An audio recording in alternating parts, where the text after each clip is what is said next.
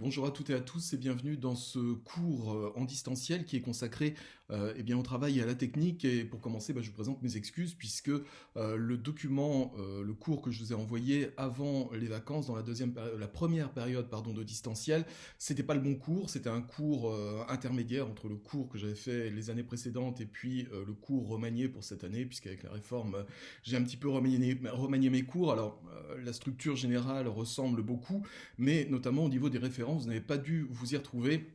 Donc là, on remet tout à plat. Je vous ai envoyé cette fois le bon cours sur le travail et la technique et on va suivre ce cours ensemble à travers ce cours en vidéo. À nouveau, toutes mes excuses. Maintenant, vous avez tout sous les yeux pour pouvoir mener à bien la lecture attentive de ce cours avec moi.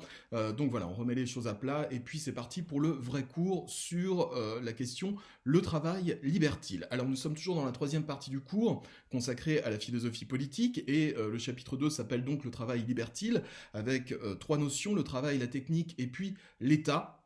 On va voir pourquoi. On commence évidemment par l'introduction, définir et problématiser. Le travail, comme la technique, donc les deux termes les plus importants de ce cours, sont des activités typiquement humaines. Elles nécessitent d'utiliser l'intelligence et non l'instinct. Instinct pour les animaux, conscience de ce qu'il fait pour l'homme. C'est ça qu'on va appeler l'intelligence, c'est-à-dire que chez les animaux, on pourrait répliquer à celui qui dit le travail n'existe que chez les êtres humains, on pourrait répliquer, oui, mais les animaux aussi travaillent. Par exemple, les castors, ils construisent des barrages. C'est bel et bien du travail. Il y a bel et bien transformation, matière première, et puis un objectif à l'arrivée qui est de construire le barrage. Ou alors les fourmis, par exemple, qui construisent, qui bâtissent, qui font des provisions, ou même des travaux, entre guillemets, qui sont moins évolués. L'écureuil qui va stocker des vivres pour l'hiver, est-ce qu'on peut pas dire quelque part que c'est un travail? Non, ce n'est pas un travail, ce n'est pas considéré en philosophie comme un travail, puisque il n'y a pas de conscience de ce qu'on fait et donc il ne va pas y avoir de transmission ni d'évolution. La technique va rester toujours indéfiniment la même parce que guidée par cet instinct et par une non-conscience de ce que fait l'animal quand il le fait. Donc le but du travail humain, c'est de transformer la nature de l'extérieur au profit exclusif de l'humain. Là aussi, il y a une différence qui est énorme, c'est que l'être humain a toujours un objectif quand il travaille de rentabilité. Je prends la nature telle qu'elle est et puis je la transforme afin de lui procurer une forme de rentabilité. Les tout premiers humains, par exemple, on les appelle souvent des chasseurs-cueilleurs, c'est-à-dire que ces tout premiers humains trouvaient dans la nature de quoi subsister en cueillant des fruits sur les arbres, en cueillant des légumes, et puis en chassant. Et puis très vite, cet être humain s'est dit, mais au lieu d'avoir un pommier en plein milieu d'un champ, est-ce que si j'en plantais d'autres à côté, ce ne serait pas utile pour l'ensemble de la famille, pour l'ensemble de la tribu? Et là, il va y avoir une transformation de la nature au profit d'une rentabilité toujours plus grande. On peut ajouter que le travail et la technique sont évolutifs, très importants, les réalisations humaines changent, les instruments utilisés évoluent, tout comme les réalisations elles-mêmes. On est passé en à peu près 10 000 ans de la hache en pierre taillée à l'iPad. Ce sont deux instruments évidemment extrêmement différents, avec une technicité beaucoup plus élevée. En 10 000 ans, regardez en 10 000 ans comment les abeilles ont transformé leur façon de faire le miel, leur ruche, ou comment les fourmis ont transformé leur façon de faire du fourmilière. En fait, il n'y a pas de transformation, il n'y a pas eu d'évolution. Les ruches telles qu'elles étaient il y a 2000, 5000, 10 000 ans étaient faites exactement de la même façon. Vous vous souvenez du texte de Pascal qu'on avait vu ensemble, le texte de Blaise Pascal, qui nous disait que chez les humains, il y a une évolution qui se joue à très court terme. On retrouve cette idée ici. Le travail chez l'être humain évolue de plus en plus. On développera ça dans ce chapitre. Deuxième différence importante à faire, c'est la différence entre technique et technologie. La technique regroupe l'ensemble des procédés, des pratiques transmissibles et évolutives pour mener à bien un objectif de travail, de transformation de la nature. La technologie, c'est l'étude, la critique de ces techniques. La technique est donc pratique, la technologie est théorique. Vous en avez l'exemple avec par exemple les bacs technologiques. Quand vous faites un bac techno, vous êtes dans l'étude de certaines techniques. Techniques de marketing, techniques de soins pour les ST2S. Bref, toute cette technologie sert à étudier avant de se lancer dans une technique quelconque. C'est donc ça, la technologie, c'est une étude critique des différentes techniques qui peuvent exister.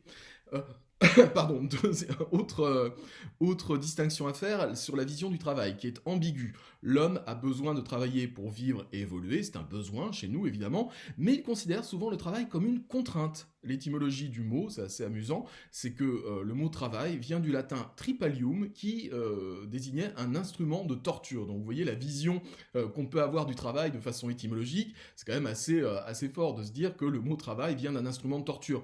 Et puis il y a un autre exemple. La mythologie fondatrice du judéo-christianisme, mais aussi de l'islam, c'est la mythologie d'Adam et Ève. Adam et Ève sont le premier homme et la première femme. Qu'est-ce qui se passe dans l'histoire d'Adam et Ève?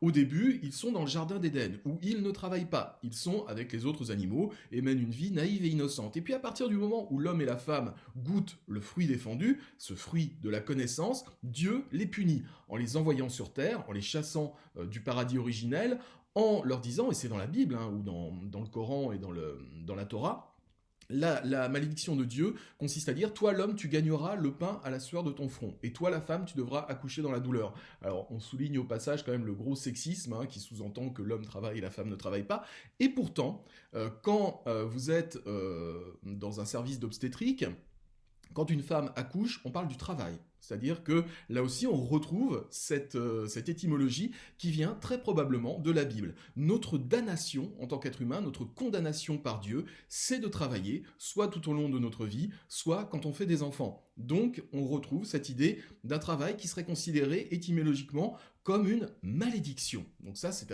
assez étonnant.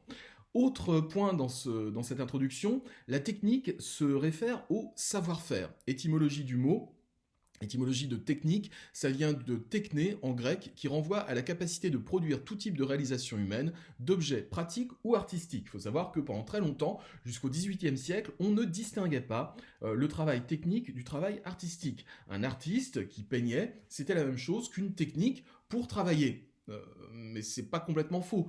Si vous voulez pratiquer un art, la musique, la peinture, n'importe quel art, vous devrez apprendre certaines techniques. Vous devrez passer par là. Donc la technique vaut aussi bien pour l'art, étymologiquement, que pour la création technique dans le travail, dans les occupations humaines. Autre point, le travail et la technique sont deux notions qui paraissent très proches, qui semblent donc renvoyer à deux aspects très différents de l'homme. À la fois quelque chose qui nous fait grandir, le savoir-faire, la connaissance, l'évolution. Hein, je vous parlais tout à l'heure du fait qu'on était passé en à peu près 10 000 ans de la hache en pierre taillée à l'iPad. Aujourd'hui, on construit des robots qui construisent des voitures. Enfin voilà, c'est rendu quand même extrêmement loin. Mais aussi quelque chose qui nous fait régresser, la contrainte, l'asservissement au travail. C'est pas pour rien, encore une fois, qu'étymologiquement, on parle du travail comme d'une torture. Je renvoie aussi à une blague, qui est la blague de Coluche, qui est très connue, où Coluche dit on dit que 3 millions de Français au chômage cherchent du travail. C'est pas vrai, de l'argent leur suffirait, disait Coluche. Il n'avait pas complètement tort. Si on dit à quelqu'un tu peux vivre le restant de tes jours avec l'équivalent de ce que tu gagnes en travaillant, mais sans aller travailler, la personne dira tout de suite oui. Alors on verra qu'il y a quand même des nuances là-dedans. Et que malgré tout, le travail, même si ça nous fait horreur, même si on en a marre de se lever le matin pour aller bosser, mine de rien, il peut y avoir quand même des nuances à apporter à ça. Regardez ce qui s'est passé par exemple pendant le confinement en 2020. On est quand même sur une période où les gens ne vont pas travailler et où on a du mal à structurer nos journées, à se lever le matin, à trouver des occupations. Donc il y a encore cette ambiguïté très forte du travail qui est considérée comme une contrainte, comme un asservissement, comme une police, dira Nietzsche, la meilleure des polices, mais aussi comme une occupation. Est-ce qu'on peut vraiment faire autre chose que travailler dans la vie? Eh bien, c'est ce qu'on verra à travers ce chapitre. On se demande alors si la technique peut améliorer l'homme, autrement dit, pouvons-nous abandonner notre nature première, cet état animal ou ce paradis originel conforme aux Écritures saintes,